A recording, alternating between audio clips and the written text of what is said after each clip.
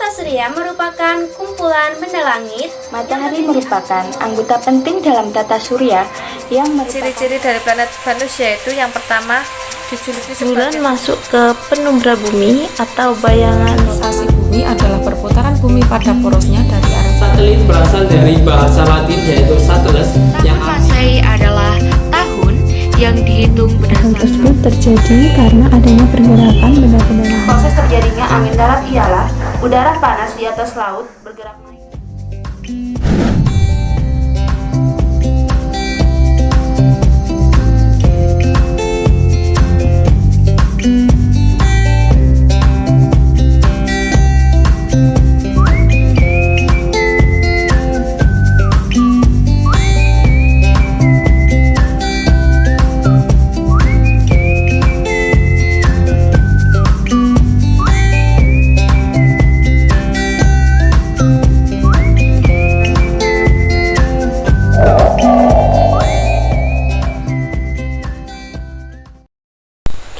Assalamualaikum warahmatullahi wabarakatuh.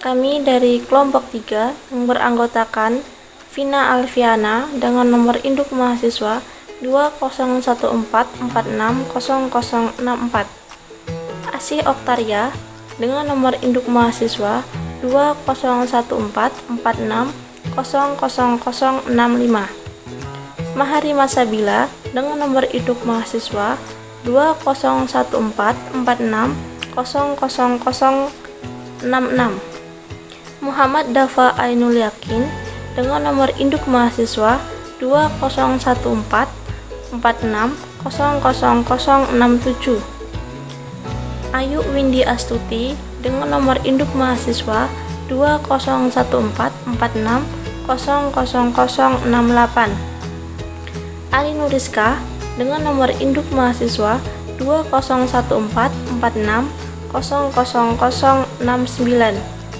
Yuyun dengan nomor induk mahasiswa 201446000070, Tiana Astuti dengan nomor induk mahasiswa 201446000072, dan yang terakhir Rokyatul Lutfina dengan nomor induk mahasiswa 201446000073. Baik, di video kali ini kelompok kami akan membahas tentang berbagai macam tata surya.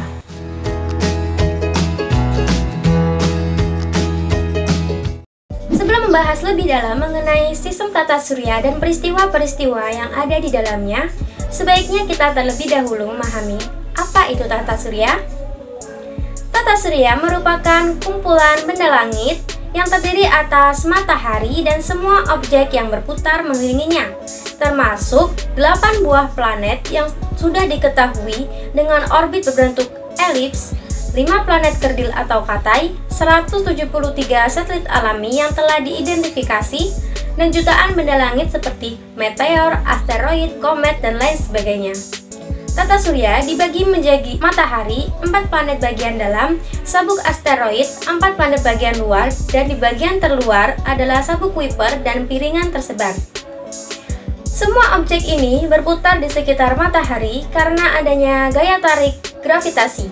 Tata surya sebagai sistem antariksa yang saling terikat gravitasi, di mana terdapat matahari dan benda-benda langit yang mengitarinya, secara langsung maupun tidak langsung.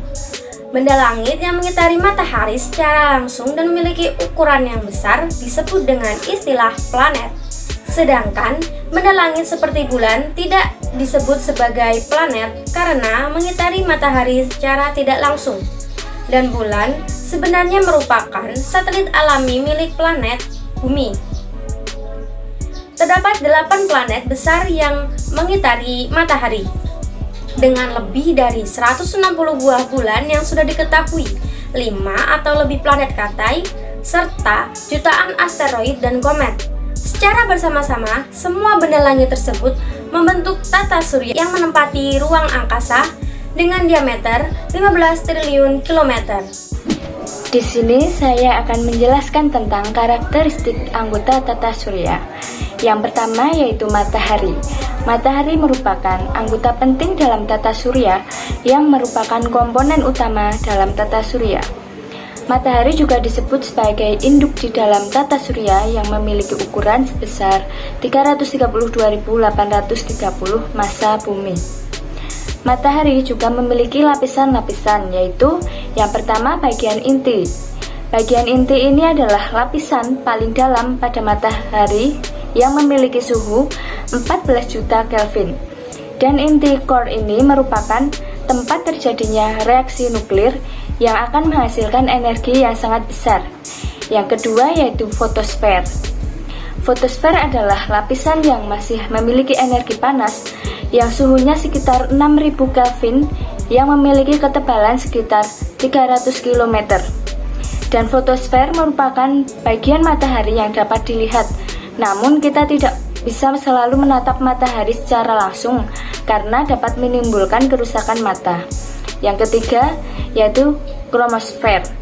Kromosfer adalah lapisan bagian atmosfer matahari yang memiliki suhu 4500 Kelvin dan memiliki ketebalan 2000 km. Yang keempat yaitu korona. Korona adalah lapisan luar matahari yang tidak terlalu memberikan energi panas karena korona memiliki suhu 1 juta Kelvin serta memiliki ketebalan 700.000 km. Jadi kita tidak bisa melihat anggota-anggota lain dari tata surya, hanya yang tampak saja seperti bintang, meteor, dan komet. Selanjutnya yang kedua yaitu planet. Benda langit bisa dikatakan sebagian planet jika memenuhi kriteria yaitu mengorbit matahari, bentuk fisiknya cenderung bulat, orbitnya bersih dari keberadaan benda angkasa lain. Selanjutnya yang ketiga yaitu asteroid. Asteroid adalah bongkahan batu langit dan sisa logam dengan ukuran yang berbeda-beda dan tidak beraturan. Sebagian dari asteroid yang terdapat di tata surya berada di antara planet Mars dan Jupiter. Beberapa asteroid tersebut diberi nama Ceres, Pallas, Juno, Eros, dan Vesta. Diameter asteroid berkisar 1 hingga 750 km. Massa keseluruhan asteroid hanya sekitar 0,001 massa bumi. Asteroid juga ditemukan di antara Saturnus dan Uranus yang dinamakan Chiron. Diperkirakan bahwa asteroid yang berdiameter lebih dari 1 km dalam sistem tata surya berjumlah total antara 1,1 hingga 1,9 juta. Asteroid terluas dalam sistem tata surya sebelah dalam yaitu satu Ceres dengan diameter 900 sampai 1000 km. Selanjutnya yang keempat adalah satelit. Satelit berasal dari bahasa Latin sateles yang memiliki arti pelayan atau seseorang yang melayani pihak lain. Satelit yaitu benda langit yang bergerak mengitari sebuah planet. Selain mengelilingi atau mengitari planet, satelit juga berputar pada porosnya. Satelit ini juga dibagi menjadi dua yaitu satelit alam dan satelit buatan. Selanjutnya yang kelima yaitu komet. Komet merupakan benda langit yang mengelilingi matahari dengan orbit yang berbentuk elips. Komet menyerupai bintang dan sering disebut orang sebagai bintang berekor. Komet tersusun atas gas, es, dan debu. Jumlah komet di angkasa diperkirakan lebih dari 100 miliar. Komet yang paling terkenal adalah Halley. Komet yang muncul 76 tahun sekali. Selain Halley, ada juga komet Encke yang muncul 3,3 tahun sekali. Komet Biela muncul 6,6 tahun sekali dan Kohoutek muncul 2 tahun sekali. Selanjutnya yang terakhir yaitu meteor. Meteor merupakan benda angkasa yang berupa pecahan batuan angkasa yang jatuh dan masuk ke dalam atmosfer bumi. Ketika meteor masuk ke dalam atmosfer bumi, maka akan terjadi gesekan dengan udara sehingga benda tersebut akan menjadi panas dan terbakar. Apabila meteor tidak habis terbakar di atmosfer, maka akan sampai di bumi. Batu meteor tersebut yang dinamakan meteorit. Karena batu meteor tersebut bergerak dengan kecepatan yang tinggi, ditambah lagi dengan ukurannya yang besar, maka ketika jatuh ke permukaan bumi, biasanya menimbulkan suara yang sangat keras seperti ledakan. Selanjutnya yaitu nama planet dan ciri-ciri planet dalam tata surya. Yang pertama yaitu planet Merkurius. Planet Merkurius merupakan planet yang terdekat dari matahari yang jaraknya sekitar 58 juta kilometer dari matahari. Dan planet Merkurius itu sendiri merupakan planet terkecil dari planet-planet lainnya. Planet Merkurius akan bergerak mengelilingi matahari satu kali putaran, membutuhkan waktu 88 hari dan akan berotasi dengan periode rotasi 59 hari karena Merkurius tidak memiliki satelit. Merkurius melakukan gravitasi dan permukaan bumi sekitar sepertiga gravitasi. Yang kedua yaitu planet Venus. Ciri-ciri dari planet Venus yaitu yang pertama dijuluki sebagai bintang fajar, bintang sore, dan bintang kejora. Yang kedua, planet kedua di tata surya setelah Merkurius, planet terpanas di tata surya dengan suhu 465 derajat Celcius. Yang ketiga, arah rotasinya berbeda dari planet lain atau berlawanan, memiliki jarak lebih dari 60 juta mil atau 108 juta kilometer dari matahari. Yang ketiga yaitu bumi. Bumi adalah planet yang paling dinamis yang dapat mendaur ulang dirinya sendiri. Dengan suhu dan tekanan permukaan bumi memungkinkan adanya air bisa dijadikan dalam bentuk cair, padat ataupun gas. Bumi memiliki diameter sekitar 12.700 km dan akan berevolusi 365,25 hari serta rotasinya dalam waktu 24 jam dan bumi hanya memiliki satu satelit yaitu bulan. Yang keempat yaitu planet Mars. Mars dijuluki sebagai planet merah. Mars merupakan planet di urutan keempat dalam tata surya. Mars memiliki atmosfer yang sangat tipis, dingin, berdebu, padang pasir atau gurun. Planet Mars juga terkenal dengan gunung berapinya yang besar dan lembah yang dalam. Yang kelima yaitu Jupiter. Jupiter adalah planet kelima dalam urutan tata surya. Jupiter merupakan planet terbesar di antara planet lainnya. Jupiter memiliki garis tengah pada permukaan sekitar 142,860 km dan mempunyai volume sekitar 1.300 kaki dari volume bumi. Untuk rotasinya, Jupiter melewati masa rotasi selama 9,8 jam, sekitar 2,5 kali lebih cepat dibandingkan dengan bumi, dengan revolusinya sekitar 12 tahun. Yang keenam yaitu planet Saturnus. Saturnus adalah planet yang keenam dalam urutan anggota tata surya.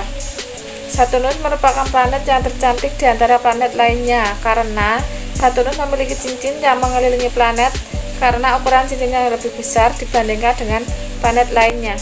Yang ketujuh yaitu planet Uranus. Berikut ciri-ciri dari planet Uranus. Yang pertama yaitu planet dengan suhu terendah yaitu minus 224 derajat Celcius. Yang kedua, memiliki satelit sebanyak 27 buah. Yang ketiga, diameternya planetnya sebesar 50.724 km. Yang keempat yaitu berwarna biru muda. Yang kelima, memiliki cincin redup vertikal. Yang keenam, berputar pada poros sejajar orbitnya. Yang ketujuh, atmosfernya terdiri dari metana. Yang kedelapan, inti padat metana beku. Jarak Uranus ke matahari sejauh 1,8 miliar mil atau 2,9 miliar kilometer. Uranus membutuhkan 17 jam bumi untuk berotasi pada porosnya dan membutuhkan 84 tahun bumi untuk mengorbit matahari. Yang kedelapan yaitu planet Neptunus. Planet Neptunus adalah planet yang ke-8 dalam urutan anggota tata surya. Neptunus adalah planet yang memiliki angin yang badai sehingga disebut dengan planet yang paling berangin dalam tata surya. Sehingga bisa saja ada badai yang sangat besar yang timbul dari planet ini. Planet ini memiliki ukuran jarak dari matahari yaitu sebesar 4-500 juta kilometer.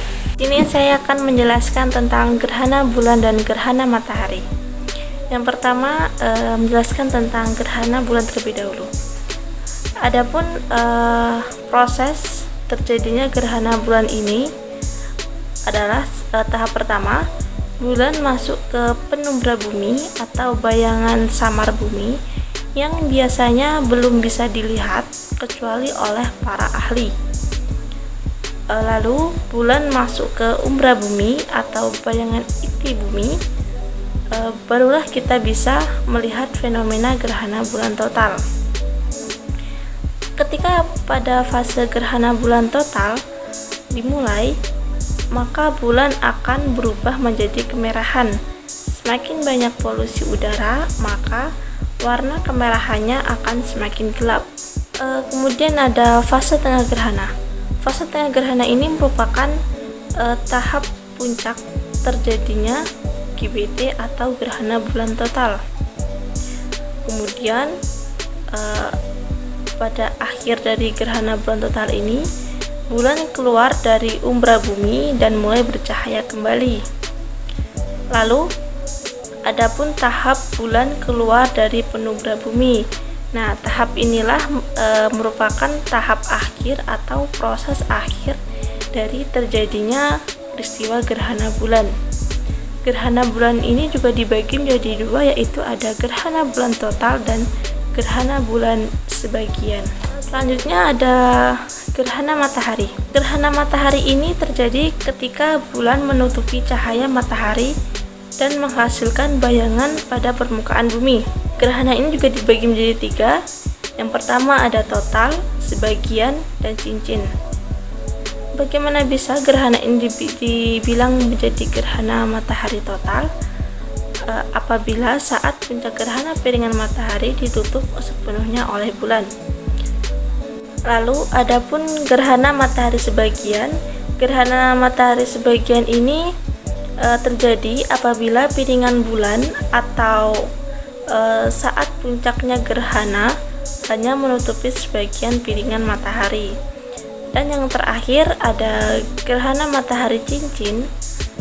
Gerhana matahari cincin ini terjadi apabila bulan hanya menutupi sebagian dari piringan matahari. Kejadian ini terjadi apabila ukuran piringan bulan lebih kecil dari piringan matahari.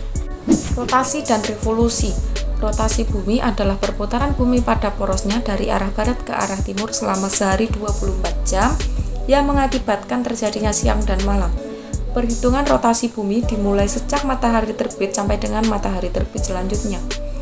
Hal yang menarik dari terjadinya rotasi bumi adalah perputaran bumi pada porosnya memiliki kemiringan 23,5 derajat. Dengan kata lain, saat rotasi bumi tidak dalam keadaan tegak, tetapi dalam keadaan miring. Posisi miring saat berotasi disebabkan karena bumi ditabrak oleh bongkahan luar angkasa atau meteoroid yang ukurannya hampir seperti ukuran planet Mars. Akibat dari rotasi bumi yaitu yang pertama terjadinya siang dan malam, yang kedua membelokkan arah angin dan arah laut, yang ketiga gerak semu matahari, yang keempat membentuk zona waktu yang berbeda, dan yang terakhir bentuk bumi menjadi tidak bulat sempurna. Adapun manfaat rotasi bumi, yaitu yang pertama kehidupan manusia lebih terpadu, yang kedua dapat menentukan waktu dengan bayangan diri, dan yang terakhir transportasi berfungsi dengan baik. Selanjutnya ada revolusi bumi. Revolusi bumi adalah perbedaan bumi dan planet-planet lainnya dalam mengelilingi matahari. Waktu yang dibutuhkan bumi untuk melakukan revolusi adalah 365 hari atau dalam kalender Masehi selama 1 tahun. Oleh karena itu, revolusi bumi dijadikan sebagai acuan untuk membuat kalender Masehi. Akibat dari revolusi bumi yaitu yang pertama adanya gerak semu matahari, yang kedua membedakan waktu siang dan malam, yang ketiga membuat kalender Masehi, dan yang terakhir membuat pergantian musim.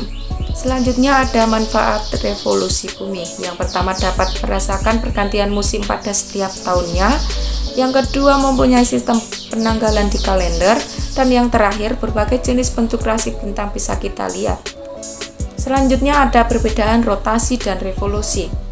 Rotasi, yang pertama itu perputaran bumi pada porosnya, yang kedua waktu yang dibutuhkan untuk berotasi 23 jam 56 menit, yang ketiga menyebabkan terjadinya siang dan malam, yang keempat memicu terjadinya pembelokan arus laut, dan yang terakhir memicu terjadinya pembelokan arah angin.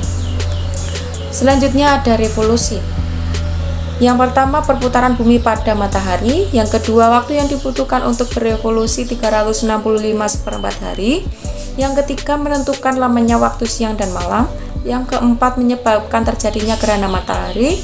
Yang kelima, menyebabkan gerhana bulan. Dan yang terakhir, terjadinya selama 1 tahun hanya sekali. Penjelasan selanjutnya yaitu mengenai satelit. Menurut penjelasan diktat yang dipublikasikan dalam unj.ac.id, satelit berasal dari bahasa Latin yaitu satelus yang artinya pelayan.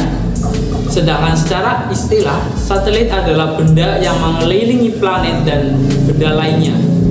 Dalam jurnal matematika, satelit merupakan benda angkasa yang bisa memantau di area luar bumi. Satelit yang berada di luar angkasa harus tetap berada di tempat edarnya yang mengelilingi bumi. Tempat tersebut dikenal juga dengan sebutan orbit. Ada 2 jenis satelit, yaitu yang pertama satelit alami dan yang kedua satelit buatan.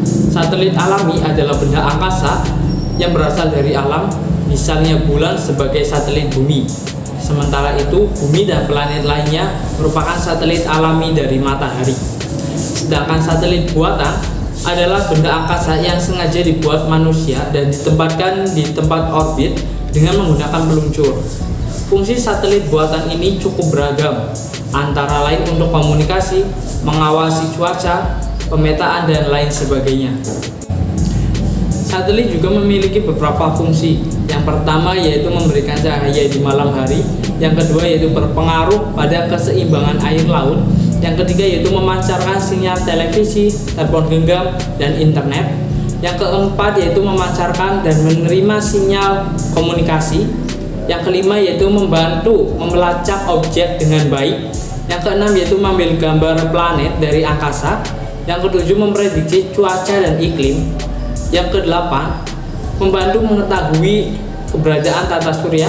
Yang kesembilan yaitu memberikan informasi tentang awan, lautan, daratan, dan lapisan es di permukaan bumi. Yang ke-10 yaitu mengukur gas di atmosfer. Dan yang ke-11 yaitu menanggapi bencana alam. Perhitungan tahun Masehi dan tahun Hijriah. Tahun Masehi adalah tahun yang dihitung berdasarkan perputaran bumi dalam mengelilingi matahari atau secara revolusi, di mana tahun ini disebut dengan tahun Syamsiah atau tahun matahari. Dalam 1 tahun terdiri dari 365 hari dan 12 bulan, di mana dalam bulan Januari terdiri dari 31 hari, bulan Februari 28 atau 29 hari, setiap tahun kabisat 4 tahun sekali. Bulan Maret terdiri dari 31 hari, bulan April terdiri dari 30 hari, bulan Mei terdiri dari 31 hari, bulan Juni terdiri dari 30 hari, bulan Juli terdiri dari 31 hari. Bulan Agustus terdiri dari 31 hari, bulan September terdiri dari 30 hari, bulan Oktober terdiri dari 31 hari. Bulan November terdiri dari 30 hari dan bulan Desember, bulan yang terakhir, terdiri dari 31 hari. Tahun Hijriah disebut dengan tahun bulan, di mana perhitungannya dihitung berdasarkan lama bulan dalam mengitari bumi. Biasa disebut dengan tahun Komariah atau tahun Islam, terdiri dari 12 bulan, yaitu terdiri dari bulan Muharram, ada 29 hari, bulan Safar ada 30 hari, bulan Rabiul Awal ada 29 hari, Jumadil Awal ada 29 hari, Jumadil Akhir ada 30 hari, bulan Rajab ada 29 hari, bulan Sya'ban ada 30 hari, bulan Ramadan ada 30 hari, bulan Syawal ada 30 hari, bulan Zulkaidah ada 29 hari, dan yang terakhir bulan Zulhijjah ada 29 atau 30 hari. Yang selanjutnya yaitu adalah pasang surut air laut, yaitu adalah fluktuasi air laut. Hal tersebut terjadi karena adanya pergerakan benda-benda langit, yaitu adalah bumi dan matahari. Gerakan yang pertama itu disebut dengan revolusi bumi terhadap matahari dengan periode waktu 365,5 hari. Yang kedua yaitu adalah revolusi bulan terhadap bumi dengan periode waktu 29,5 hari. Dan yang ketiga yaitu adalah perputaran bumi terhadap porosnya.